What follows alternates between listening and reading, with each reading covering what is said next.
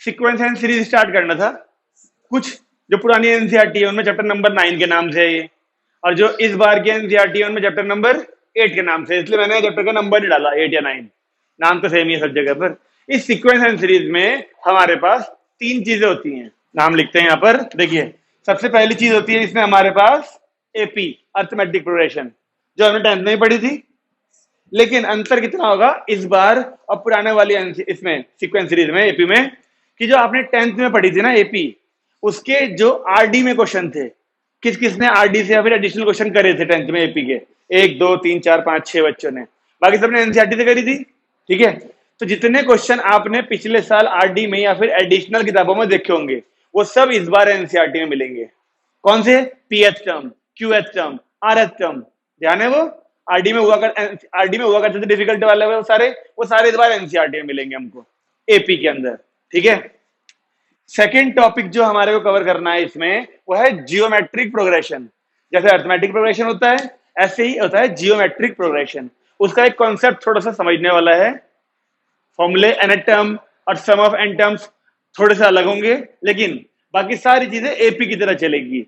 जैसे एपी में होता था वैसे ही ज्योमेट्रिक प्रोग्रेशन में भी हुआ करेगा। ओके, इसके बाद जो तीसरी जो टॉपिक आता है इसके अंदर वो है स्पेशल सीक्वेंसेस। ओके, ये स्पेशल सीक्वेंस वो सीक्वेंस होंगे जो ना तो प्रॉपर एपी होंगे ना प्रॉपर जीपी में होंगे, थोड़ा सा ट्विस्ट कर रखा होगा। जैसे एपी लिखी है कोई यहाँ पर, मान लो 2 4 6 8 10 ऐसे करके हल्का सा धक्का दे देंगे उसे, ठीक है ना। यानी कि नॉर्मल एपी नहीं होगी, जो डिफरेंस आएगा एक एपी में वो एपी में होगा, एक सीक्वेंस का डिफरेंस एपी में होगा, नॉर्मल सीक्वेंस एपी में नहीं होगा। हालांकि चलो जब पहुंचेंगे तब बताऊंगा। यहाँ पर इन दोनों की मिलीजुली फॉर्म ये वाली होगी, लेकिन मजे की बात ये कि नई वाली एनसीईआरटी में ध्यान से देखना ये टॉपिक हटा हुआ होगा। नई वाली एनसीईआरटी में ये टॉपिक हटा हुआ है, पिछले साल भी हटा हुआ था, ठीक है ना। लेकिन मैं आइडिया के लिए बताऊंगा तो वही कैसे कैसे क्वेश्चन होते हैं इसमें, फिर वही बात आएगी कि क्योंकि ये हटा हुआ है तो हम बहुत डिटेल में नहीं करेंगे इसके क्वेश्चंस को। ओके, इन दोनों को तो पूरा करेंगे कम से कम, ठीक है। तो हम लोग इस सीक्वेंस एंड सीरीज यानी सबसे पहले जो एपी है इसकी पहले एनसीईआरटी कवर करेंगे। एनसीईआरटी में बहुत दिन लग जाएंगे क्योंकि एनसीईआरटी में इसकी एक्सरसाइज 1 है, इसकी एक्सरसाइज फिर 1 है, बढ़िया बढ़िया क्वेश्चन है इन दोनों में, ठीक है ना। फिर इसकी एक्सरसाइज है 1 और फिर इन तीनों की मिला के 1 है, जिसे क्या कहते हैं एनसीईआरटी में? मिसलेनियस। तो कुल मिला के हमारे सामने 4 एक्सरसाइज होंगी एनसीईआरटी में, और वो 4 को ही करने में हमें बहुत दिन लग जाएंगे क्योंकि एक एक एक्सरसाइज के अंदर 30-30 क्वेश्चन है एनसीईआरटी में ही। नॉर्मली एनसीईआरटी में कम होते हैं क्वेश्चन, लेकिन इस चैप्टर के एनसीईआरटी में बहुत क्वेश्चन। मैंने कहा ना वो क्वेश्चन भी कौन से हैं? सारे जो 10th क्लास की एडिशनल किताबों में हुआ करते थे, यानी आरडी में, एग्जाम्पलर में 10th की, वो सारे क्वेश्चन यहाँ पर आपको एनसीईआरटी में मिलेंगे, ठीक है। तो शुरू करें एपी सबसे पहले, लिखिए हेडिंग अर्थमेटिक प्रोग्रेशन। अच्छा, मधुर को पिछली बार बुखार हो रहा था, पता नहीं अब तक ठीक हुआ नहीं हुआ वो। मधुर, पार्थ, अजय और रिया, ये 4 बच्चे गायब हैं, ठीक है। हाँ जी, लिखिए हेडिंग अर्थमेटिक प्रोग्रेशन। अब उसके बेसिक बताने की जरूरत तो नहीं है कि अर्थमेटिक प्रोग्रेशन क्या होता है। एक सीक्वेंस होता है, सेकंड में से फर्स्ट को माइनस करने पर जो वैल्यू आती है वही थर्ड में से सेकंड को माइनस करने पर, सबको पता होगा नहीं तो, जिसे क्या बोलते हैं? कॉमन डिफरेंस, यानी डी। एक फर्स्ट टर्म होती है, ठीक है ना, एक लास्ट टर्म होती है जिसे एल बोल लेते हैं या फिर ए एन बोल देते हैं, एन टर्म का फॉर्मूला भी पता था हमको, a n is equal to a plus n minus 1 into d, है ना। ऐसे ही एस एन का फॉर्मूला भी पता है हमको, तो सम ऑफ एन टर्म्स का क्या था? एक तो ये था n/2 a प्लस एल। इसका फॉर्मूला का इस्तेमाल तब करते थे जब लास्ट टाइम हमें क्वेश्चन में गिवन होती थी, अगर गिवन नहीं होती थी तो 2a प्लस, तो फिर ये वाला फॉर्मूला इस्तेमाल करते थे, ठीक है जी। अच्छा, अब मैंने तुमसे पिछले टॉपिक में यानी जब बाइनोमियल चल रही थी तब भी बोला था इसमें फिर से क्वेश्चन आएगा, बोला कौन सा? फ्रॉम लास्ट, 25वीं टर्म निकालो फ्रॉम लास्ट। तो अब जब 25वीं टर्म निकालेंगे तो हम उस बच्चों वाले तरीके से नहीं करेंगे, वो 10th वाला कि डी को उल्टा कर दिया, लास्ट टर्म को फर्स्ट टर्म मान लिया और निकाल दी लास्ट से 25वीं टर्म ना।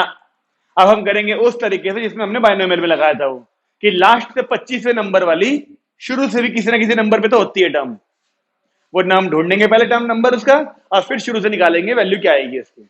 आएगा क्वेश्चन फिर से वो, तो 2 फॉर्मूला हमें पता है ये आएंगे। ठीक है। अच्छा, आपको ध्यान है 10th क्लास में एपी में एक वो क्वेश्चन था जिसमें वो बोलता था sum of 3 numbers in AP is इतना। तो हमको ना 3 नंबर लेट करने पड़ते थे, है ना। तो वो एक होता था a माइनस डी, एक a और एक a प्लस डी। याद है? जिसने एनसीईआरटी से किया, जिसने केवल एनसीईआरटी से किया, वो तो आज अपनी जिंदगी में पहली बार इन 3 चीजों को देख रहा होगा। केवल एपी जिसने एनसीईआरटी से किया। एनसीईआरटी में कहीं जिक्र था ही नहीं इसका। कौन कौन थे वो जिन्होंने केवल एनसीईआरटी से करा था 10th क्लास में? एक, दो, केवल एनसीईआरटी से ये चीज चैप्टर करा होगा एपी, बस 2 बच्चे। तो आप ये दोनों, ये पहली चीज पहली बार देख रहे होंगे इसको ना, बाकी सब ने पहले कभी देखा हुआ है। ठीक है। जब भी हमें एपी में 3 नंबर लेट करने को बोलता है वो, तो हम 3 टर्म ये लेते हैं, पहली, दूसरी, तीसरी। अगर ये माइनस ये करेंगे तो डी आएगा, ये माइनस ये करेंगे तो भी डी आएगा, यानी ये तीनों किसमें है? एपी में हैं। ओके, लेकिन 3 के लिए। अच्छा, ऐसे ही वो कभी कभी बोलता था sum of 4 numbers in AP, कोई 4 नंबर एपी में हो। तो 4 नंबर ध्यान है क्या होते थे आप लोगों को? a minus 3d, a minus D, a plus D, a plus 3d। ये 4 नंबर होते थे। इसका मतलब ये नहीं है, इसका मतलब ये कतई भी नहीं है कि ये ही 4 नंबर लेके क्वेश्चन करोगे आप। वो 4 नंबर आप a plus D, a plus 2d, a plus 3d लेके भी चल सकते हो। लेकिन इसको लेट करने में एक फायदा होता था, क्योंकि क्वेश्चन में हमेशा सम देके रखता था वो क्वेश्चन में हमेशा सम देके रखता था। तो जब हम यहाँ पे प्लस प्लस प्लस लगाते थे तो इससे ये कट जाता था, इससे ये कट जाया करता था, तो ए की वैल्यू तुरंत निकल आती थी। याद आ रही है? समझ में बात आ रही है? ध्यान, बाकी लोगों को ध्यान आ रहा है? और आप दोनों को समझ में आ रही है कि क्यों यही लेते थे? क्योंकि सम करने पर ये दोनों और ये दोनों कट जाया करते थे, तो ए तुरंत मिल जाता था। डी निकालने के लिए कंडीशन और दे रखी होती थी। ठीक है। ऐसे ही चलो 5 टर्म्स के लिए तो नहीं आएगा, लेकिन आपको ध्यान देने वाली बात यह है, 5 इन 11th में नहीं है 5 का तो ना, लेकिन ध्यान देने वाली बात यह है कि जब 3 नंबर हम ये वाले लेट करते थे तो कॉमन डिफरेंस डी होता था इसमें। लेकिन जब 4 नंबर ये वाले लेट करते थे तो आप चेक करो, ये माइनस ये डी नहीं आ रहा होगा, 2d आ रहा होगा। देखो, चाहे ये माइनस ये कर लो या फिर यहां देख लो, इस वाले में इसको माइनस करो तो ए से कट जाएगा, 3d माइनस डी। ये माइनस ये देखो कितना आ रहा है?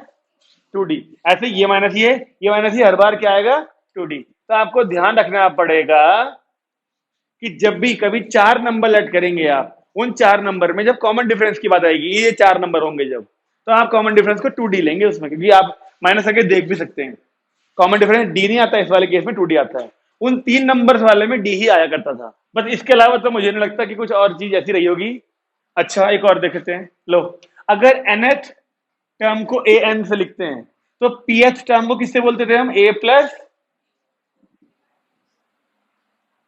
QH टर्म को कैसे बोलेगी? a के नीचे q, a प्लस। ठीक है। ऐसे ही अगर सम ऑफ n टर्म्स ये है तो ऐसे ही सम ऑफ p टर्म्स को कैसे बोलेंगे फिर? p by 2, 2a plus p minus 1 into d. Okay, इन चीजों का खूब इस्तेमाल होने वाला है इस चैप्टर के अंदर। अब इससे पहले बता दूं, फिर फॉर्मूले के क्वेश्चन के बीच में आएगा तो बता नहीं पाऊंगा। ये सारा 10th का रिवीजन चल रहा है। अगर 10th में कोई चीज ऐसी थी जो नहीं पढ़ी थी तो नोट कर लेना। ठीक है, क्योंकि हम लोग एनसीईआरटी से करेंगे इसको, आप लोग इन दोनों चीजों को तो नोट कर लेना। ठीक है। अब बाकी कोई चीज ऐसी लग रही है जो काम की है, जो पहले नहीं बताती, उसे नोट कर लेना। ठीक है ना। इसके आगे लिख लेना यहाँ पर ऐसे, 3 टर्म्स के लिए ये था, 4 टर्म्स के लिए ये है, जब हमें लेट करना होता है कि 4 टर्म एपी में है। ठीक है। अच्छा, तूने एनसीईआरटी से पढ़ा था चैप्टर ये 10th में? एडिशनली पढ़ा था कुछ? तो फिर तू भी नोट कर लिया ये बात। पहली बार देख रहा होगा ना इसे? हाँ, तो फिर इसे नोट कर ले। किसी आस पड़ोस की कॉपी में देख लिया होगा इसने, लेकिन एनसीईआरटी में तो था ही नहीं कहीं भी है। ठीक है भाई, बाकी सब बच्चे एनसीईआरटी निकाल लीजिए अपनी अपनी, अब चालू करते हैं। मैडम, समस्या जहां भी आएगी ना टोक देना, मुझे पता है आप पहले कभी पढ़े तो नहीं, बाहर बताया था आपका था जिन्हें। तो जहां समस्या आएगी ना, अगर मैं इस जगह मतलब आप यहाँ अटके हो तो मेरे खत्म होने का इंतजार मत करना, यहाँ पे आके मत पूछना कि सर वहां पे क्या हुआ था। यही बोल देना सर समझ नहीं आ रहा, क्योंकि मैं सारा समझाने के बाद यहाँ पूछोगे फिर ऊपर जाऊंगा, फिर पूरा समझाऊंगा, टाइम खराब ही तो होता है, उससे एनर्जी भी खराब होगी। इसलिए वहीं बोल देना कि सर ये नहीं पता चला मुझे, दोबारा बता दो। हाँ भाई, एनसीईआरटी मिल गई? करें शुरू?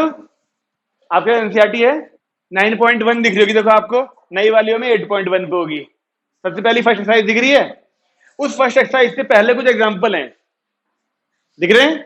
एक बार उनको देखो, बिल्कुल सिंपल वाले क्वेश्चन।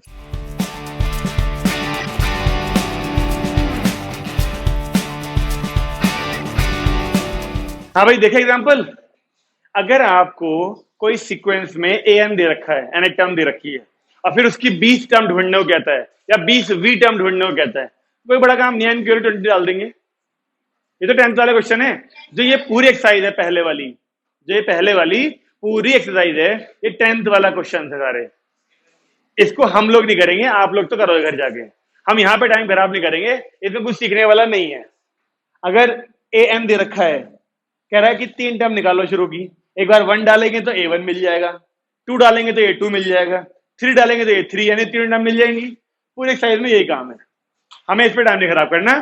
तो 9.1 एक्सरसाइज जो है, इसके बाद देखो एग्जाम्पल सबसे पहला कौन सा है। सबसे पहला एग्जाम्पल कौन सा है, यहां से हमारे काम की चीजें हैं। हाँ भाई, पहला एग्जाम्पल कौन सा है 9.1 के बाद? 5th, 4th। तो एक काम करें, एक्सरसाइज 9.2 लिख देते हैं यहां पर, क्योंकि 9.2 वाले ही एग्जाम्पल का क्वेश्चन चलेंगे अब आज। ठीक है जी। तो पहला एग्जाम्पल नंबर 4 है, बोलिए क्या कह रहा है उसमें। नई वाली एनसीईआरटी में एपी जो टॉपिक है वो हटा हुआ है, सीधे जीपी दिया हुआ है। वाह, पुराने वाले से ही करेंगे हम तो। वो नई वाली जो है ना एनसीईआरटी, उसमें ये चैप्टर पूरा गायब है, एक्सरसाइज। ये किताब भले ही नई है, लेकिन एडिशन पुराना है। अबे वो नई दिख रही है, लेकिन एडिशन पिछले साल वाला है। कोई बात नहीं यार, हम लोग पढ़ रहे हैं। ठीक है, सबसे पहला एग्जांपल देखते हैं ये। अरे भाई, जीपी करेंगे अभी, इसके बाद नंबर आएगा एपी के बाद जीपी का। बिल्कुल, 5वां एग्जांपल है ना ये, चौथा। करते हैं शुरू। देखिए भाई, सबसे पहला एग्जांपल, सबसे पहला ही एग्जांपल वो वाला है जो 10th में एडिशनल में हुआ करता था। mth टर्म को उसने m दे दिया है, nth टर्म को m दे दिया है। अब हमसे क्या फाइंड करना कर रहा है, pth टर्म। अब खुद सोचो, आप pth टर्म ढूंढोगे तो a plus p minus 1 into D होगी वो तो उसके लिए a और d यानी फर्स्ट टर्म में कॉमन डिफरेंस चाहिए, वो हमें इससे मिलते थे। तो इसकी वैल्यू डालें mth टर्म की, तो a प्लस, नहीं mth है ना, mth यहां देख, पहले मैंने mth लिखा है ना, तो mth है तो यहाँ m आएगा। ऐसे ये nth है तो a प्लस, दोनों इक्वेशंस को माइनस करते थे 10th क्लास में भी, तो माइनस माइनस और माइनस, तो a से a तो कैंसिल हो गया। अब ये माइनस ये में देखो, दोनों जगह पे d है, d कॉमन ले लूं तो क्या आएगा, m माइनस 1। इस माइनस से इनके साइन बदलेंगे, इधर क्या आएगा बताइए, सही है, n माइनस m। कोई समस्या? ठीक है, यहां पर भी तो +1 से -1 कट गया, तो d के ब्रैकेट में बचा m माइनस n, और यहाँ n माइनस m। कुछ अंतर है इन दोनों में, एक माइनस का अंतर है स्वैप करने का। अगर आप यहां से माइनस कॉमन ले लो तो ये n माइनस m है ना, वो ऐसे हो जाएगा m माइनस n। तो यहां से माइनस कॉमन लें तो ये ऐसे दिखेगा, देखो, और फिर ये m माइनस n डिवाइड में लाऊं तो ये दोनों घटेंगे, और d की वैल्यू क्या आएगी, -1। ठीक है, d मिल चुका। अब इस d की वैल्यू को चाहे तो mth टर्म वाले में चाहे nth टर्म वाले में किसी में पुट कर दो, a मिल जाएगा हमको। कर दें, a plus m minus 1 into d is equal to n given था पहले वाली में, तो a की वैल्यू तो चलो ऐसे के ऐसी देखना, यहां पर d की वैल्यू -1 डालू यहां पर, तो वो d -1 निकल के यहां आ जाएगा, नहीं आ जाएगा, और फिर ब्रैकेट भी बदल दूं, ये माइनस का m हो जाएगा और ये प्लस का, तो a की वैल्यू क्या आई, उधर भेजें तो बताइए, कोई समस्या तो नहीं है। a भी मिल चुका, d भी मिल चुका। अब हमसे कहा था pth टर्म ढूंढो, तो pth टर्म का फॉर्मूला हमको पता है, a plus p minus 1 into D. a ये रहा, n plus m minus 1 plus p minus 1, d यानी -7। अब वो माइनस का 1 यहां लिखू ब्रैकेट में, वो निकल के फिर यहां आ जाएगा बीच में, इसे क्या कर देगा, माइनस। तो देखो n plus m minus 1, minus का p और प्लस का 1, तो ये 1 से फिर से 1 कट गया, तो बचा क्या, m plus n minus p। देखो जरा, ये है हमारा आंसर। पहला एग्जाम्पल ये अच्छा वाला है। कोई समस्या ध्यान आ रहा? 10th क्लास के एनसीईआरटी में यही क्वेश्चन कैसे होते थे? 5वीं टर्म ये है, 10वीं टर्म ये है, 20वीं टर्म निकालो। तब भी तो इन दोनों को सॉल्व करके ए और डी ढूंढते थे। यहां पर भी वही है, बस वो 5वीं और 10वीं के बदले एमएथ और एनएथ दे रखा है। कोई समस्या? कुछ कोई ध्यान आया पुराना? जिन बच्चों का ये हो गया वो अगला एग्जाम्पल पढ़ेंगे फिर। बाकी लोगों ने पढ़ लिया अगला एग्जाम्पल? पीछे किसी के पास भी नहीं है पुरानी बुक? बस एक भविष्य तेरे पास है, पढ़ लो। तुम्हारे पास भी नहीं है ना उसमें? अपनी तूने मारी। और चिराग तुम्हारे पास, दोनों के पास है किताब? एग्जाम्पल नंबर 5 में, हाँ भाई चुप, मैं लिख रहा हूं यहां पर, सुन लो। एग्जाम्पल जो अगला है उसमें हमें सम ऑफ एन टर्म्स दिया है। बोलना जरा फिर से, क्या है? N p plus half n n minus one into q, है ना? ये हमें सम दे रखा है एन टर्म्स का है, इसलिए यहां भी एन है, यहां भी एन है। ये पी और क्यू कुछ भी हो सकते हैं, हमें नहीं पता। ठीक है, अब कह रहा है कॉमन डिफरेंस ढूंढो। अब कॉमन डिफरेंस तभी मिलता था जब एपी मिलती थी। एपी मिलेगी तभी तो कॉमन डिफरेंस मिलेगा। तो पहले हमको सम ऑफ एन टर्म्स की मदद से ढूंढनी पड़ती है एपी। और वो कैसे ढूंढते थे? अगर मैं एन की वैल्यू 1 डालूं तो एन की वैल्यू 1 के लिए इसे क्या पढ़ूंगा मैं? S1। S1 का मतलब क्या हुआ? एक टर्म का सम। और एक टर्म का सम को पहले टर्म ही कहते हैं। एक टर्म का सम तो होता ही नहीं कुछ ना, क्योंकि सम बोला है तो कम से कम 2 टर्म्स होनी चाहिए तभी सम होगा। फर्स्ट टर्म, एक टर्म का सम यानी खुद पहली टर्म। ठीक है, तो S1 का मतलब फर्स्ट टर्म ही आएगी। तो n की वैल्यू 1 डालें, अगर देखो यहां डालेगा 1 तो 0, तो ये हिस्सा पूरा हट जाएगा उससे, केवल क्या बचेगा वो, और यही क्या हो जाएगी हमारी फर्स्ट टर्म। कोई समस्या? ऐसे ही अगर मैं आपसे कहूं n की वैल्यू 2 डालिए तो उसे S2 पढ़ेंगे। यहां पे 2 डालेगा 2p, जब यहां डालेगा 2 तो इससे कट जाएगा ना वो, और 2 माइनस 1 यानी 1, यानी केवल q। S2 को क्या बोला जाता है? S2 को A1 प्लस A2 यानी 2 टर्म्स का सम। और 2 टर्म के सम को हम first term plus second term बोल सकते हैं। तो इस S2 को A1 प्लस A2 बोल दूं, जिसमें A1 की वैल्यू हम निकाल चुके हैं, यहां पर डाल दें। सही है, तो आप यहां से बड़े ही आराम से A2 ढूंढ सकते हो। ये जाएगा माइनस में, तो केवल क्या बचेगा? P plus q. First term मिल चुकी थी, सेकंड टर्म मिल चुकी, कॉमन डिफरेंस मिल जाएगा। क्या है common difference? Second term minus first term. Second term यानी P प्लस क्यू, और माइनस फर्स्ट टर्म जो थी हमारी P थी, ये कैंसिल हो जाएगा। तो कॉमन डिफरेंस केवल Q आएगा। है ना आसान? ऐसे ही सारे कॉन्सेप्ट जीपी में भी इस्तेमाल होंगे। ठीक है ना? बस जीपी के अपने फॉर्मूले अलग होंगे, लेकिन कॉन्सेप्ट सारे ऐसे चलेंगे उसमें भी। जिसको एपी आती है उसको जीपी करने में कोई तकलीफ नहीं होती, बस फॉर्मूले अलग होते हैं।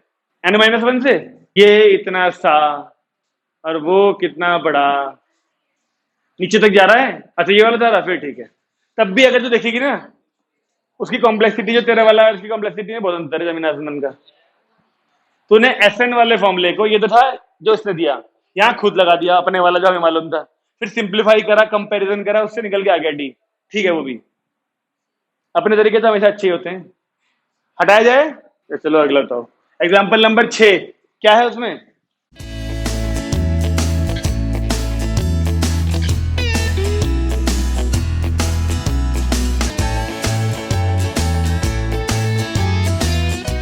हाँ भाई सुन लो, ओए, जो एग्जाम्पल नंबर 6 है ना, अब हम इस एग्जाम्पल को करेंगे ठीक तरीके से, एग्जाम्पल नंबर 6 को। फिर इसके जैसे जब 2 या 3 क्वेश्चन एक्सरसाइज में आएंगे ना, मैं कराऊंगा नहीं, इसलिए इसे ठीक से समझेंगे, बिल्कुल ऐसे ही, क्योंकि सेम क्वेश्चन एक्सरसाइज में आएंगे ऐसे वाले हैं। 12 क्या? हाँ नहीं, अभी समस्या देखिए क्या है। अगर एक सम दिया होता है तो 12 रख देते हैं। हमसे रेशियो भी दिया है साथ में। हमसे कहा इसमें एग्जाम्पल नंबर 6 में हमें एक ही नहीं, एक नहीं, एन टर्म्स ऑफ 2 एपीज। हाँ, तो 2 एपी हैं, दोनों में नंबर ऑफ टर्म्स सेम है, यानी एन। अगर एक एपी इधर है 50 टर्म्स की, इधर भी जो दूसरी एपी है उसकी भी नंबर ऑफ टर्म्स 50 है, दोनों एपी में 50 टर्म्स हैं। इसके सम का, एन टर्म्स का, और इसके एन टर्म्स के सम का रेशियो दिया है हमको। तो क्योंकि दोनों एपी अलग अलग हैं, तो इसकी फर्स्ट टर्म और इसकी फर्स्ट टर्म सेम हो सकती है क्या? 9। इसका कॉमन डिफरेंस और इसका कॉमन डिफरेंस सेम हो सकता है क्या? नहीं। दोनों एपी अलग अलग है तो common difference first term same कैसे हो सकते हैं? ठीक है भाई, इतना कंफर्म है कि इधर 50 टर्म्स थी तो इधर भी 50 ही टर्म्स है, यानी नंबर ऑफ टर्म सेम है। तो हमें जो गिवन है वो क्या है? पहली एपी पहली एपी का सम एन टर्म्स का और दूसरी एपी के एन टर्म्स के सम को डैश लगा दिया। देखो मैंने ये रेशियो गिवन है, कितना है मैडम? ऐसे गिवन है हमको। और ये बड़ा ही बेहतरीन क्वेश्चन है, 10th क्लास में भी था एडिशनल क्वेश्चंस में। दो एपी थी, देखो नंबर ऑफ टर्म यहां भी एन है यहां भी एन है, लेकिन ये सम अलग आएगा, ये सम अलग आएगा, दोनों एपी अलग अलग है, इसलिए नीचे वाले को डैश लगा दिया ताकि दिखे दोनों सम अलग अलग हैं ये।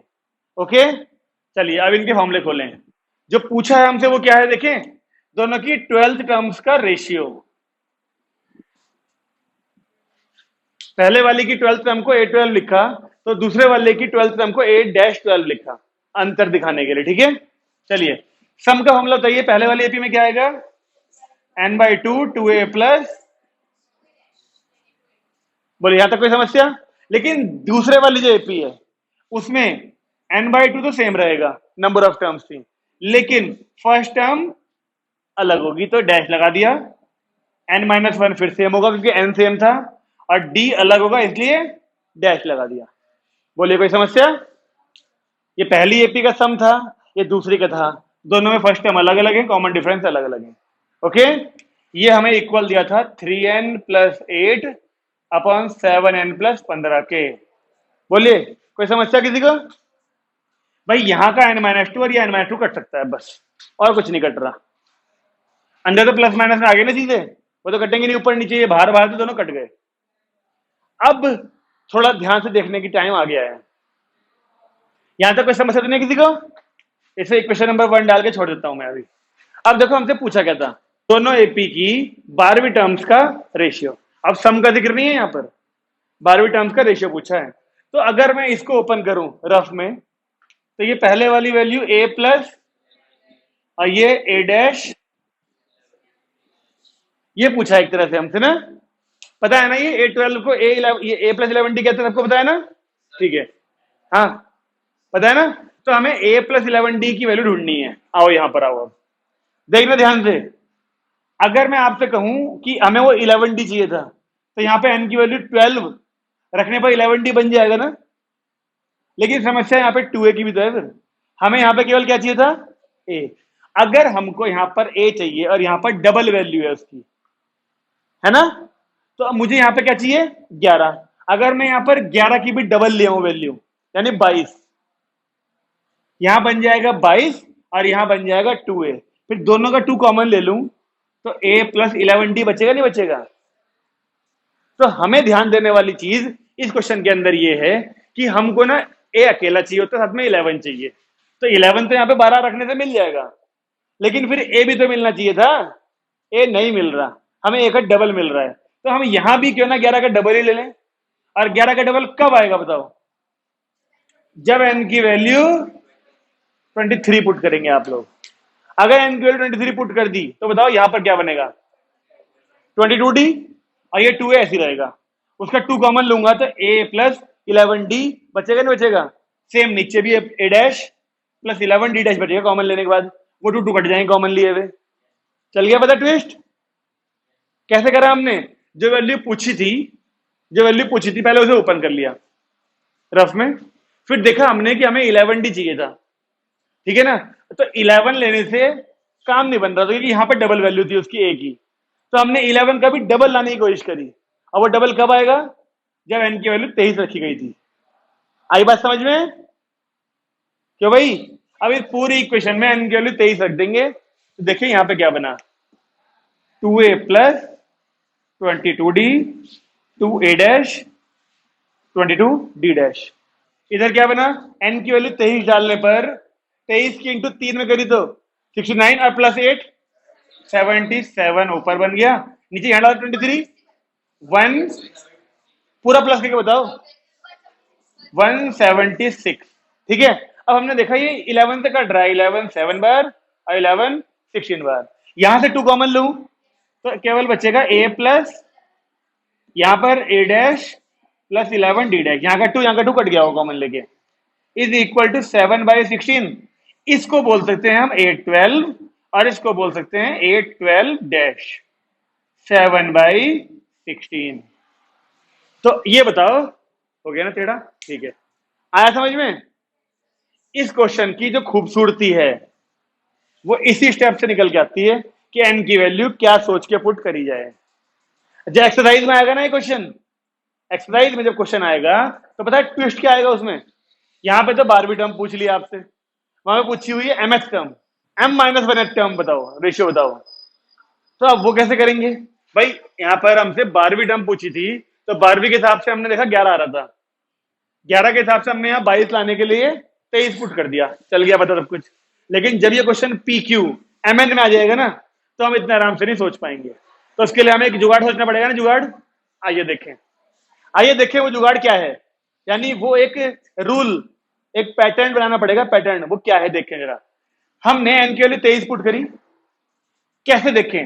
या तो इसको कंपेयर करके करो, ध्यान से सुनना, ध्यान से। तुम लोग बताओ, इसको कंपेयर करके बनाए पैटर्न या इसको ओपन करके जो वैल्यू आ रही है इससे बनाए पैटर्न? बताओ। इससे, क्वेश्चन से ही, ठीक है। तो हमें 12th टर्म पूछी थी ना, तो अब देखो 12th टर्म पूछी थी, यहाँ पे 12 था और 23 पुट करने का क्या मतलब है कि जो पूछा है 12 उसका डबल करो और -1 करो। लेकिन ध्यान रखना फिर इससे बनाया पैटर्न, क्वेश्चन हमने इससे किया है। पैटर्न एक बना लो ताकि वो हर जगह ऐसे क्वेश्चन में फिट हो जाए। जो क्वेश्चन पूछा होगा आपको, जो वैल्यू यहां लिखी होगी के नीचे, उसका डबल और -1 पुट करना है यहां पर आके एन की जगह पर। यहां देखें यहां हो रहा कि नहीं हो रहा। इस जगह पर 12 पूछा था, 12 का डबल 24 किया और -1 किया और 23 पुट कर दिया था हमने यहां पर। आई बात समझ में? ये पैटर्न ध्यान रखेंगे, जब भी ये क्वेश्चन आएगा ऐसा वाला एक्सरसाइज में, पहला काम ये मिलेगा आपको, ये आप ओपन कर लेंगे, n/2 से n/2 कट जाएगा। यहां तक सारी क्वेश्चन सेम चलेंगे ऐसे वाले। यहां पर आके अंतर आएगा, जो वैल्यू पूछी होगी, जो भी उसमें नीचे होगा, उसका डबल -1। मान लो आपको ये पूछा हो संचित, मान लो आपको ये पूछा है इसका रेशियो, ऐसे मिलेगी क्वेश्चन एनसीईआरटी में। तो अब आपको इसका डबल करना है, यानी 2m, और -1 करना है, यानी कि आपको इस क्वेश्चन में n की जगह ये पुट करना है। ये तो हुआ पैटर्न, जो भी पूछा है यहां पर उसका डबल करो और -1 पुट करो, किस जगह पर? n की जगह पर, यहां पर ऐसे क्वेश्चन में ध्यान रखेंगे पैटर्न ये वाला, तुरंत हो जाएगा क्वेश्चन तुरंत। और 2 या 3 क्वेश्चन तो एक्सरसाइज में है ऐसे, तो पहले से प्रिपेयर रहेंगे, तो जब ये क्वेश्चन एक्सरसाइज में आएंगे तो हमें परेशानी बिल्कुल नहीं होगी। ओके, चलिए अगला करें फिर। अगला एग्जाम ये 6 है, अगला देखो 7th है, पढ़ो इस वाले में। ये तो ये पूछा होगा अगर तो m की जगह पहले m का डबल करो और -1 करो, वो पुट करना पड़ेगा n की जगह पर। पैटर्न यही है, ऐसे सारे क्वेश्चन में यही काम करना है। एग्जाम्पल नंबर 6 के बाद में कौन सा थ्योरी वाला है? ये तो तुम 10th में भी कर चुके हो, पढ़ के देखो। एग्जाम्पल नंबर देखा, एग्जाम्पल नंबर 7 देखो, बहुत सिंपल है थ्योरी वाला वो। इस क्वेश्चन में 11th लायक कुछ नहीं है, अगर तुम कर लोगे तो बताओ, अगला करेंगे फिर हम।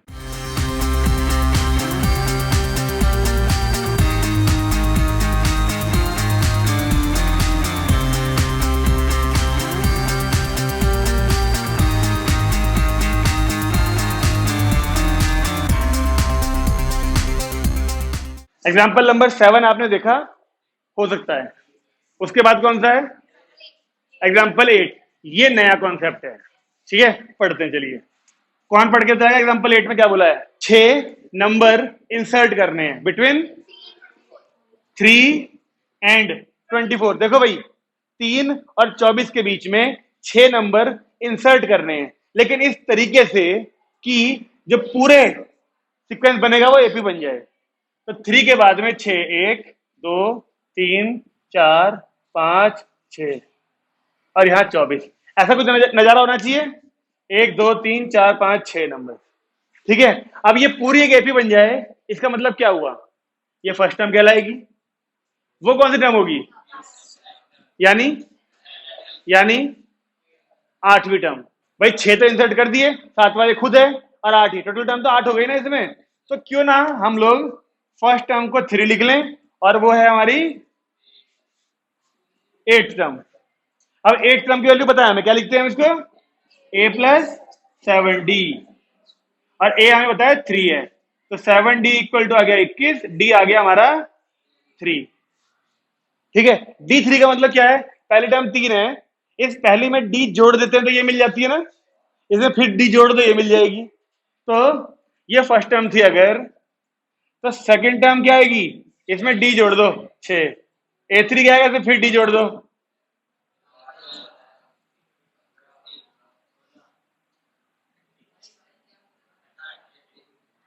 कौन है 16 वाला,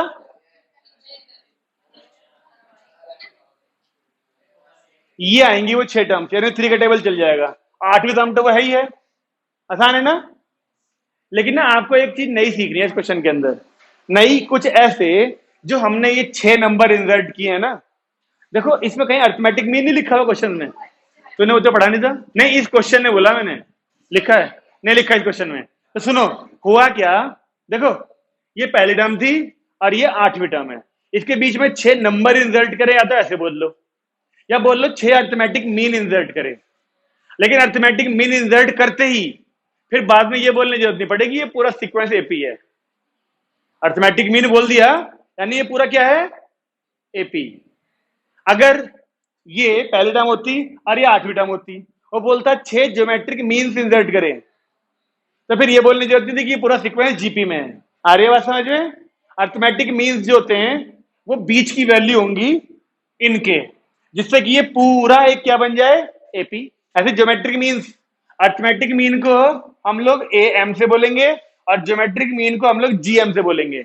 इस चैप्टर में अभी एक्सरसाइज में इसका इस्तेमाल होगा ए एम का, देखना ए एम यानी अर्थमेटिक मीन। अर्थमेटिक मीन क्या चीज होंगी बताओ, अर्थमेटिक मीन्स क्या चीजें होंगी, कुछ टर्म्स होंगी, कुछ टर्म्स होंगी जो पहली या 10वीं या पहली या 20वीं के बीच में इंसर्ट करे जाएंगी, जिसकी वजह से वो पूरा सीक्वेंस क्या बन जाएगा, एपी।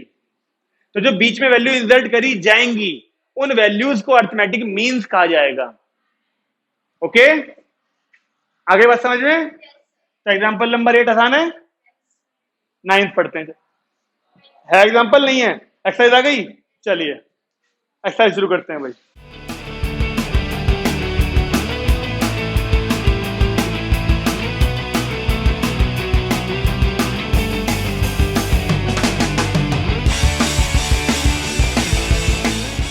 हाँ जी शुरू करते चलिए। अब फाइनली 9.2 शुरू कर रहे हैं।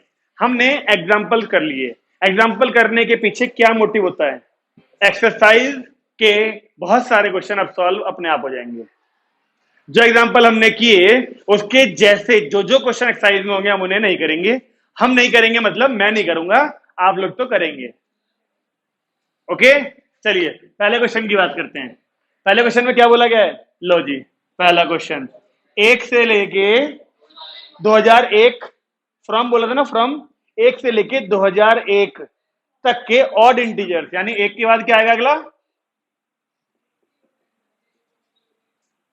ऐसे इन सब का सम ढूंढना है हमको। तो ये क्वेश्चन अभी करा के क्लास का टाइम खराब करूं, 10th क्लास का क्वेश्चन है तो छोड़ दें, सेकंड पढ़ते हैं, चलो सेकंड पढ़ के बताओ।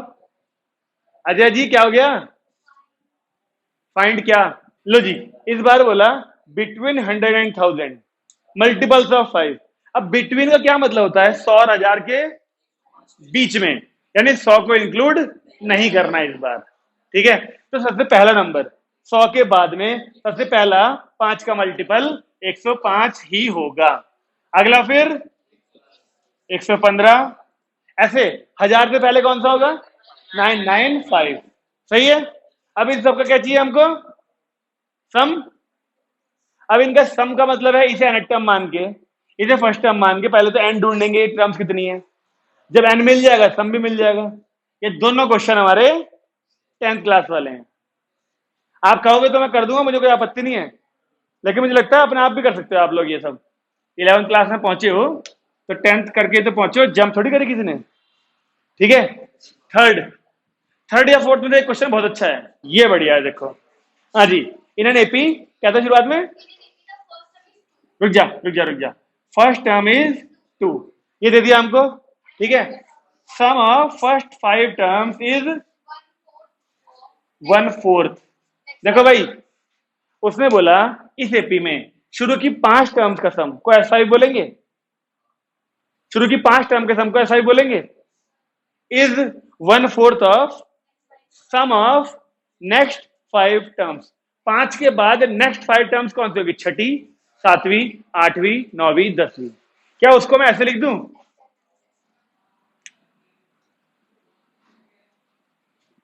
6 to 10, ये माइनस नहीं है, 6 to 10 है, अभी तुम्हारे समझाने के लिए बस।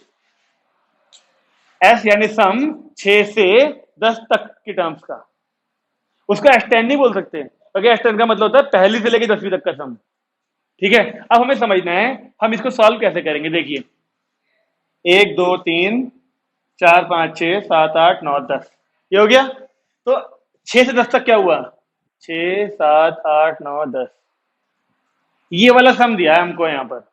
तो इस वाले सम को क्या हम ये पूरा सम जो कि होता है S10 माइनस कर दें केवल ये 5 शुरू के, तो क्या देखो ना, इस पूरे सम में से शुरू की 5 का सम माइनस करो तो ये वाला सम नहीं मिल जाएगा हमको, ये लिखना पड़ेगा आपको इसको, ठीक है। तो S5 इधर 4 के इधर भेज रहा हूं, ठीक है ना, is equal to S10 minus S5। बोलिए सही है। अब ये S5 भी इधर ले आऊं प्लस में, इसके पास कितना हो जाएगा? तो 5 टाइम्स हो जाएगा ना S5, ये 4 टाइम्स है, ये एक टाइम और आ रहा है। 5 times of S5 is equal to S10। बताओ, इसको सॉल्व करना है अब। तो 5 ऐसे क्या ऐसा, S5 का मतलब 5/2 2a plus 4d equal to यहां पर 10/2 2a प्लस 9d। बताइए सही है। यहां से 2 कॉमन आएगा तो वो इस 5 को काट देगा, 5 कह रहा हूं 2 को, इसे 5 बार काटा, इस 5 से एक ये 5 काट दिया। क्या ये 2 इन दोनों में कॉमन आएगा, 2 को काटेगा नहीं काटेगा? तो यहां पर केवल क्या बचा?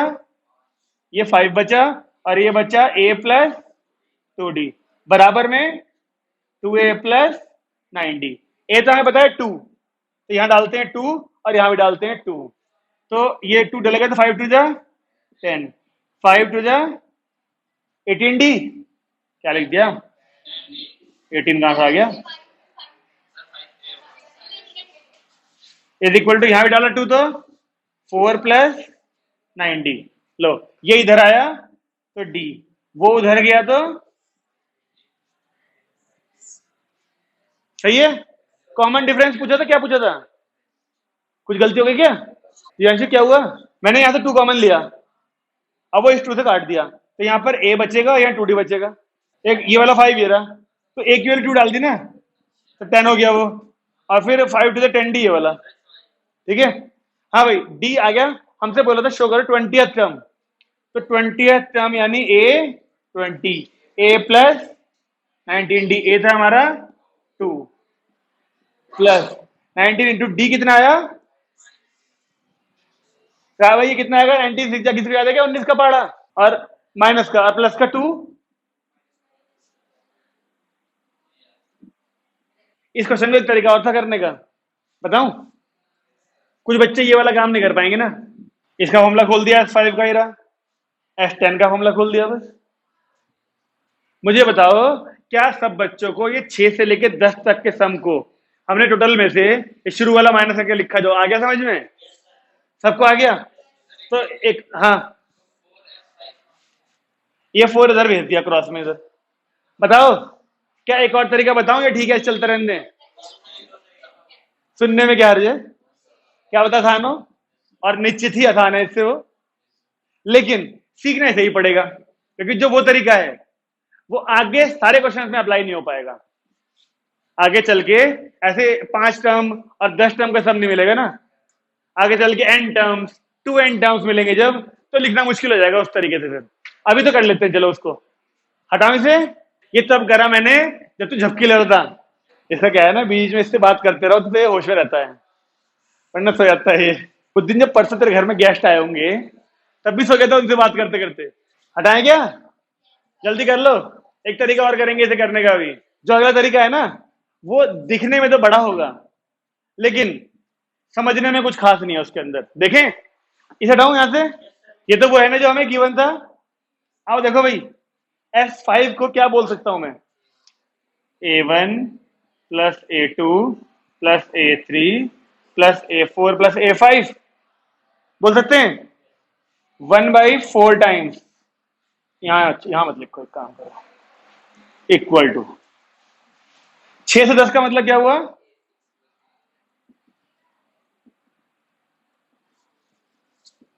ऐसे इसकी वैल्यू तो ए होती है, इसकी ए प्लस डी, ए प्लस 2D, ए प्लस 3D, ए प्लस 4D। ये पूरा सॉल्व क्या बनेगा? 1 2 3 4 5, तो ए आ गए, 5 ए। एक डी यहां होगा, 2 यहां होंगे यानी 3, और 3 यहां होंगे 6, और 4 यहां होंगे। ये पूरी वैल्यूज पुट कर दूं तो 5A प्लस 10D आएगा, और ये 4 फिर भेज दूं इसके पास, ऊपर जैसे पिछला रहेगा।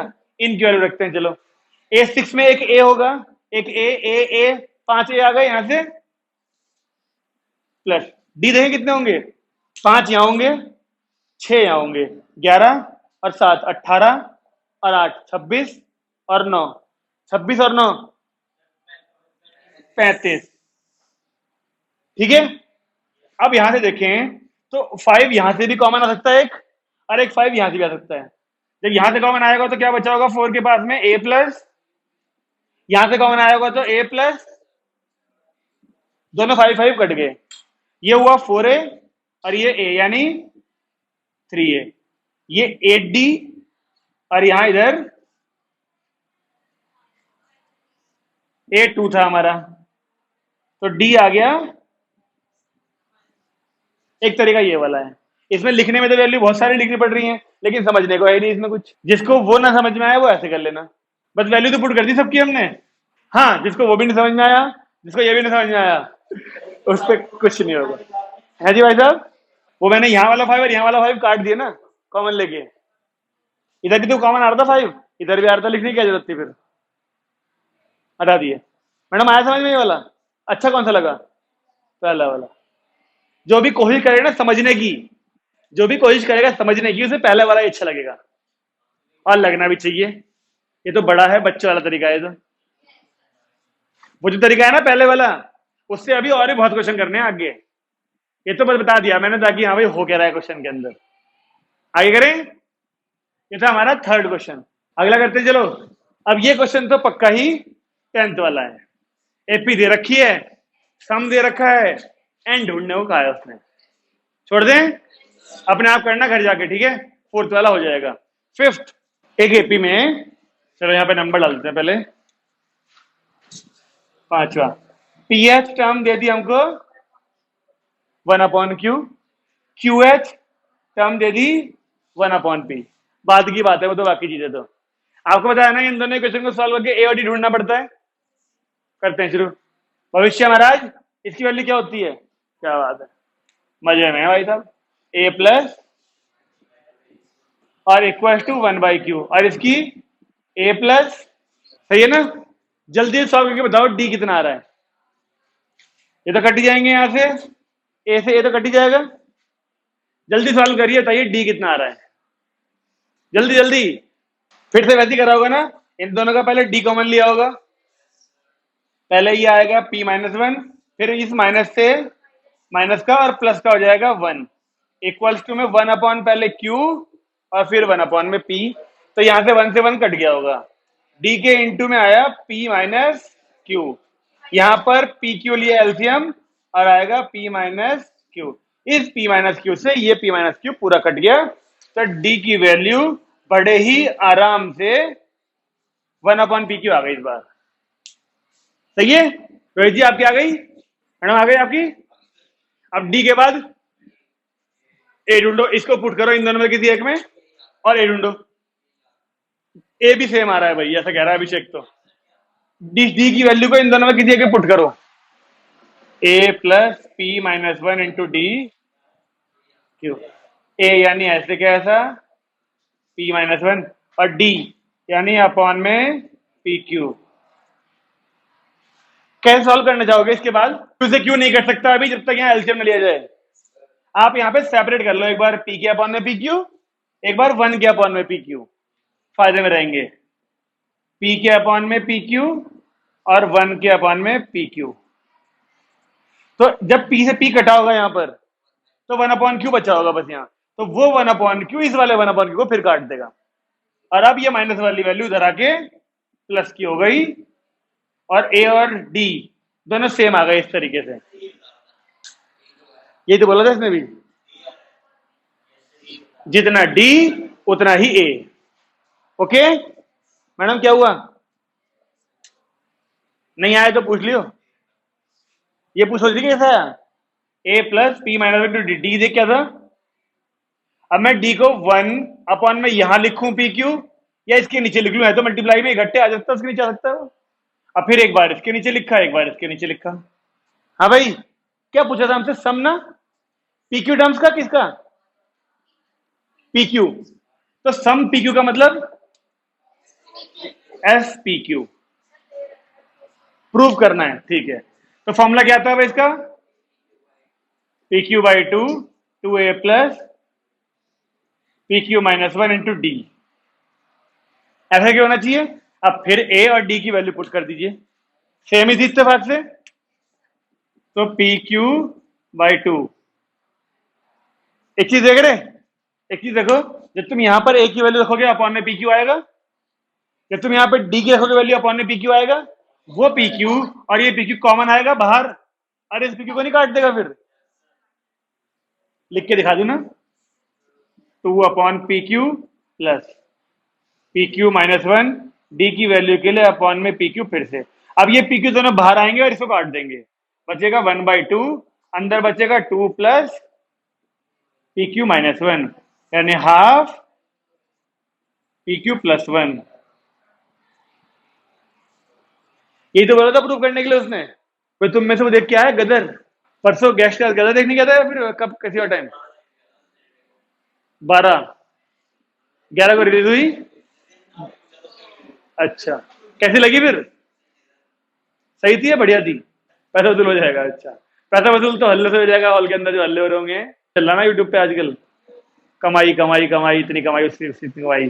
पहली बार सुना मैंने ऐसा, किसी पिक्चर के लिए, किसी पिक्चर के लिए इंडिया में, पता नहीं मध्य प्रदेश का केस है या राजस्थान का है, रात को 12 से 6 के बीच में भी शो चल रहे हैं, रात को 12 से सुबह 6 के बीच में भी। अब तक लास्ट शो हर जगह पर 10:30, 11 या 12 बजे तक हुआ करता था, बस 12 भी नहीं, 10:30, 11 तक होते थे लास्ट शो। इस पिक्चर के लिए पहली बार रात को 12 और सुबह 6 बजे तक भी शो चले हैं, पहली बार इंडिया में। इतनी भीड़ हुई है इस पिक्चर की। एक क्वेश्चन ना अभी वो आएगा, डिविजिबल बाई 2 और 5 वाला, दिख रहा है कहाँ है? रुक जा रुक जा रुक जा, इसे मौका दे दे, सो जाएगा ना। हाँ नहीं, तू पढ़। अब बताओ इसमें क्या है? पहले 25, फिर 22, फिर 19, डैश डैश डैश, सम कितना है? ये सम है। तो ये लास्ट टर्म जो भी होगी ना यहाँ पर, वो पूछ रहा है आपसे। तो क्या ये क्वेश्चन छठे नंबर का जो है करना चाहिए? छोड़ दें? सम दे रखा है यानी एस दे रखा है, फर्स्ट टर्म पता है, डी पता है, तो वैल्यू पुट करो और एन ढूंढ लो इस पे, एन और फिर ए एन भी मिल जाएगा। मतलब 10th क्लास वाला क्वेश्चन है ये, ठीक है? सातवां पढ़ के बताइए। अगर kth टर्म को उसने 5k प्लस 1 पुट करा, kth टर्म का मतलब क्या होता है? जैसे nth टर्म होती है ऐसी kth टर्म यानी जनरल टर्म। अगर मैं k की वैल्यू 1 पुट करूं तो उसे क्या पढ़ा जाएगा? a1 यानी फर्स्ट टर्म, यहां भी कर देंगे पुट। फिर 2 पुट करूं तो a2, यहां भी कर देंगे a3, ap पूरी मिल जाएगी, ap मिल गया यानी d भी मिल जाएगा। पूछा क्या है? सम ऑफ क्या? n टर्म्स का। तो उस जब ap मिल चुकी होगी तो s ऑफ n टर्म का फॉर्मूला लगा देंगे, क्या फर्क पड़ रहा है? n की फॉर्म में आएगा लेकिन उसका आंसर। क्या मुझे दिखाना चाहिए करके? मैडम दिखाऊं करके? आर्यन, अजय? नहीं, मेरी मर्जी तो नहीं है फिर, ठीक है। देखिए क्वेश्चन जो 10th वाले हैं वो तो नहीं कर रहे बोर्ड पे, हम जो क्वेश्चन 11th लेवल के होंगे उसे ही करेंगे अच्छे अच्छों को। या ये पढ़ो, देखो आठवां कौन सा है। क्या ये क्वेश्चन बिल्कुल वैसा नहीं हो गया जैसा एग्जाम्पल किया था अभी?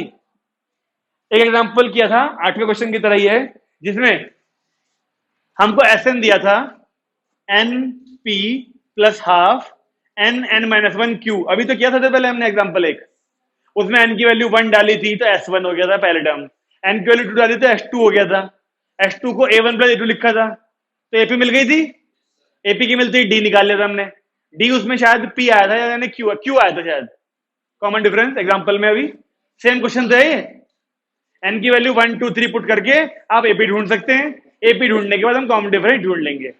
तो एग्जाम्पल करने का यही फायदा है कि जब वो क्वेश्चन वैसे क्वेश्चन एक्सरसाइज में आएंगे हमें करने नहीं पड़ेंगे।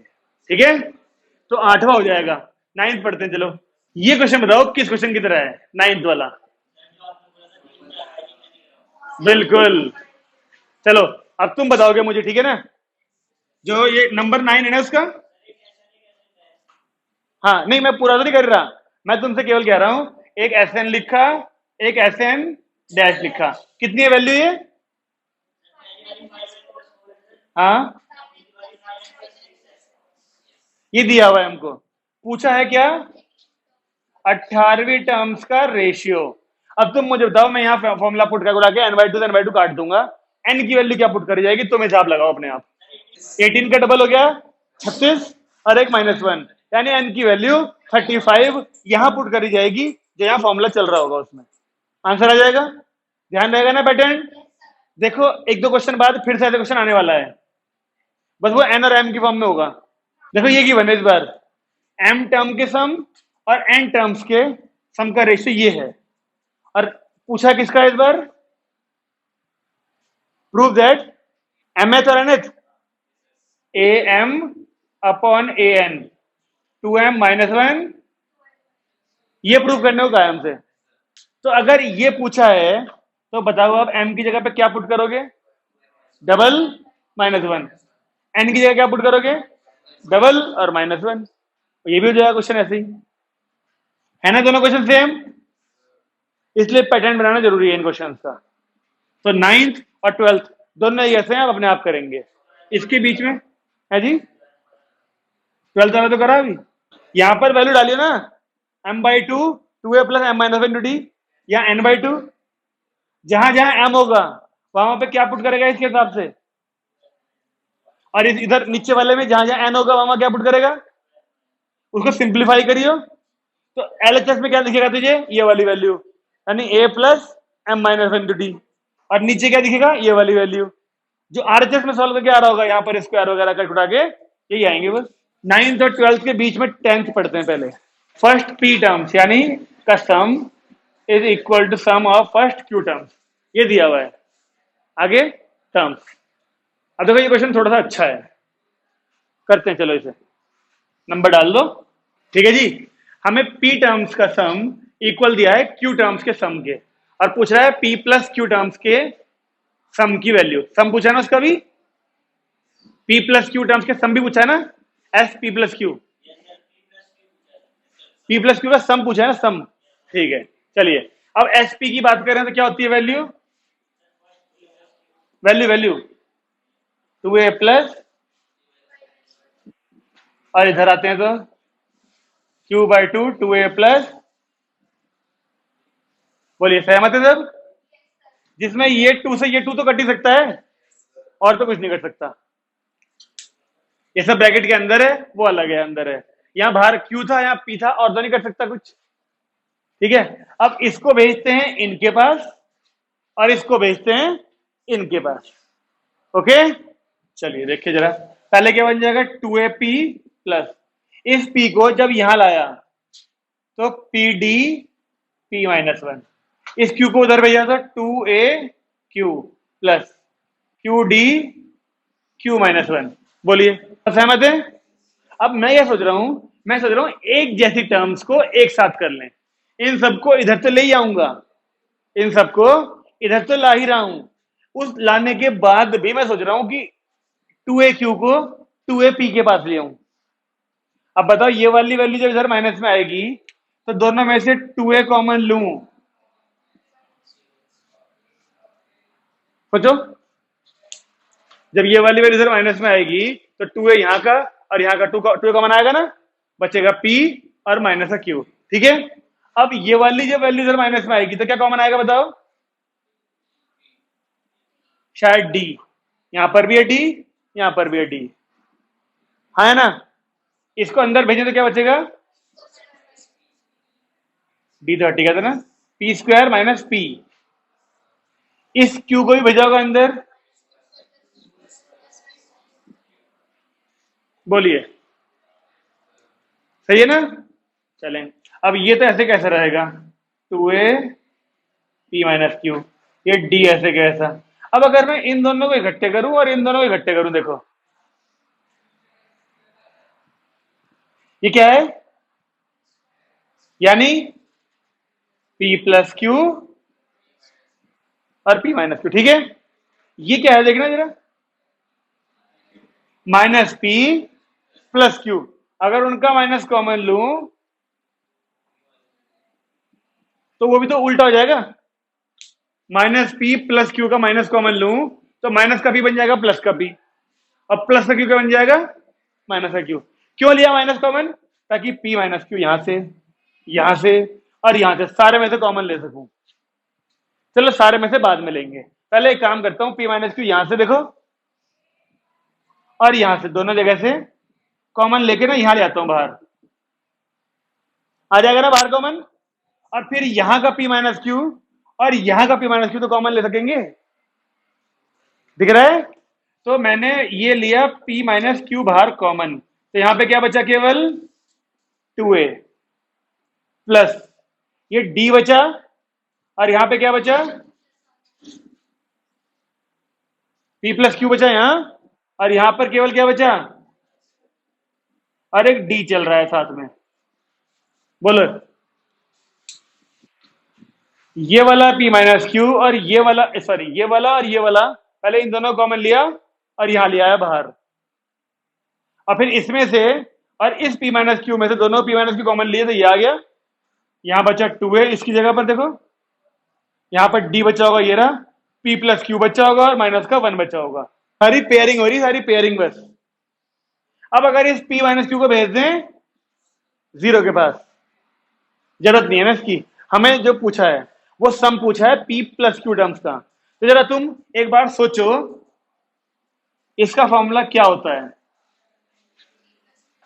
p प्लस क्यू बाई 2, फिर बाकी तो पूरा है ना, मिसिंग क्या है? केवल p प्लस क्यू बाई 2 जो शुरुआत में होता है वो गायब है ना? तो अगर मैं इसको 0 के बाद भेज दूं मल्टीप्लाई में, तो देखो इस पूरे के ये, इसको 0 के बाद भेज दूं और फिर दोनों तरफ p प्लस क्यू बाई 2 से मल्टीप्लाई करूं, मतलब मल्टीप्लाई करूं, तो उधर तो 0 उधर तो फर्क पड़ेगा ही नहीं कुछ, बस यहीं पे दिखेगा क्या?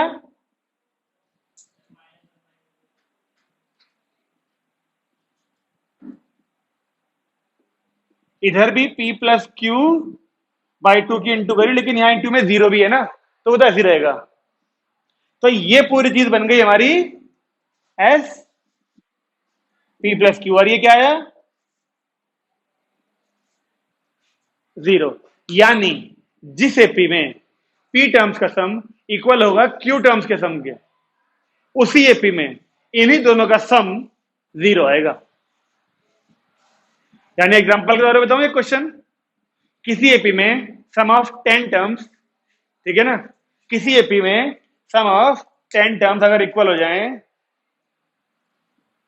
सम ऑफ 15 टर्म्स के, किसी एपी में 10 टर्म्स का सम इक्वल हो जाए 15 टर्म्स के, तो उसी एपी में जोड़ दो इन दोनों को, उसी एपी में 25 टर्म्स का सम 0 आएगा। देखो ये 10 था, ये क्यू क्या था? 15। तो क्या पूछा हमसे? p प्लस क्यू, यानी तो यहां पर आएगा नहीं आएगा 0? बन रहा नहीं बन रहा? कंक्लूजन है कि ये एमसीक्यू हो सकता है क्वेश्चन छोटा सा एक। अगर किसी एपी में 10 टर्म्स का सम इक्वल है 15 टर्म्स के, तो बताओ 25 टर्म्स का सम क्या आएगा? 0। इस कॉन्सेप्ट से सावधानी पूरा उतारना इसे। एक ही क्वेश्चन में बैंड बज गया, अभी तक तो ठीक थी बिल्कुल। क्या कह रही है? एनर्जी सेविंग मोड में हूं, अभी केमिस्ट्री पढ़नी है। ये तूने पढ़ लिया, इसका कंक्लूजन देख लिया। किसी एपी में पी टर्म्स का सम अगर उसी एपी की क्यू टर्म्स के सम के बराबर है, तो उसी एपी में इन दोनों को जोड़ दे, देख पी और क्यू को, सम जीरो आएगा ऐसी एपी ऐसी टर्म्स का। तो यहां पर हिसाब लगाया, देख अगर किसी एपी की 10 टर्म्स का सम इक्वल हो उसी एपी की 15 टर्म्स के सम के, तो उसी एपी में इन दोनों को जोड़, उसी एपी में 25 टर्म्स का सम जीरो आएगा इस कंक्लूजन के हिसाब से। क्या तुम्हें ध्यान है 10th क्लास में तुम लोगों ने जब एपी के क्वेश्चन किए थे, और कभी कभी ना नंबर ऑफ टर्म्स बोलता था फाइंड करने के लिए, तो कुछ क्वेश्चन ऐसे थे एपी में, नंबर ऑफ टर्म्स 10 और 12, 10 और 15 दोनों आती थी, और बोलता था फाइंड या फिर एक्सप्लेन द डबल आंसर। याद है किसी को?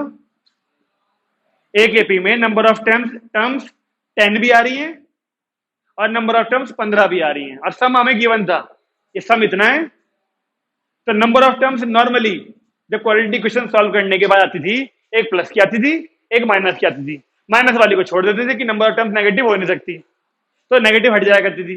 अच्छा, कभी कभी क्या होता था, नंबर ऑफ टर्म्स 10 आ गई और 15.5 आ गई, तो 15.5 को हटा दिया करते थे कि नंबर ऑफ टर्म्स फ्रैक्शन में नहीं हो सकती, तो 10 लेके चल दिया करते थे। लेकिन एक क्वेश्चन ऐसा भी था 10th में, एक क्वेश्चन 10th में ऐसा भी था जहां पर सम दिया हुआ था और नंबर ऑफ टर्म्स 10 और 15 आई थी, उसमें लिखा था एक्सप्लेन द डबल आंसर।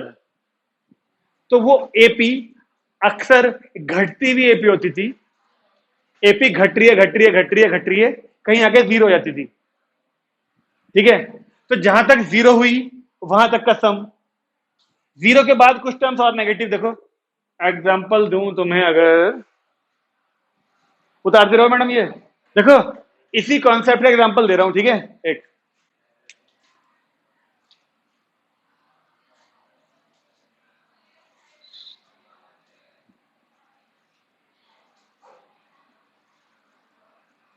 ये है, मान लो, क्या ये एक एपी है?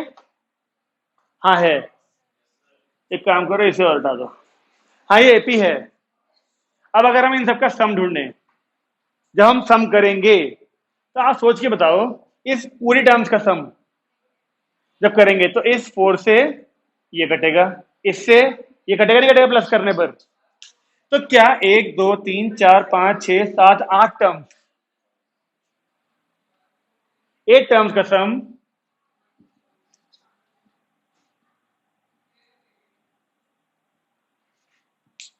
इन 8 टर्म्स का सम उतना ही नहीं आ रहा, इतना इन 3 टर्म्स का सम आएगा। चेक करो, है कि नहीं है? ये कॉन्सेप्ट नहीं है? किसी एपी में 8 टर्म्स का सम अगर 3 टर्म्स का सम के इक्वल है, क्या मतलब इस बात का? कैसे हो रहा होगा ये? कुछ टर्म्स नेगेटिव वाली जो होंगी एपी में, सेम पॉजिटिव वाली भी होंगी, ऐड करते वक्त कुछ टर्म्स एक दूसरे को काट देती हैं, इसलिए 8 टर्म्स का सम 3 टर्म्स का के इक्वल आता है। तो इसी एपी में क्या होना चाहिए ये कंक्लूजन के हिसाब से? 8 ये और 3 ये, यानी 11 टर्म्स का सम जीरो आएगा इस एपी में। ओके, आगे बात समझ में? तो ये है कंक्लूजन हमारे इस क्वेश्चन का, जो एमसीक्यू में आपसे कभी भी पूछ सकता है वो। ओके, आ गया समझ में सबको आज की क्लास? तो हमने क्वेश्चन नंबर 10 तक कर लिया, जिसमें 12th आपको बोला करने के लिए, 11th आप लोग ट्राई करेंगे। यानी कुल मिला के आज हमने 9.2 के 12 क्वेश्चन तक करे, इंक्लूडिंग एग्जाम्पल्स। तो अगली क्लास में जब आप लोग आएंगे परसों, तो ये 12 क्वेश्चन हम लोग चेक करेंगे हर किसी के। ओके, खत्म करें आज की क्लास।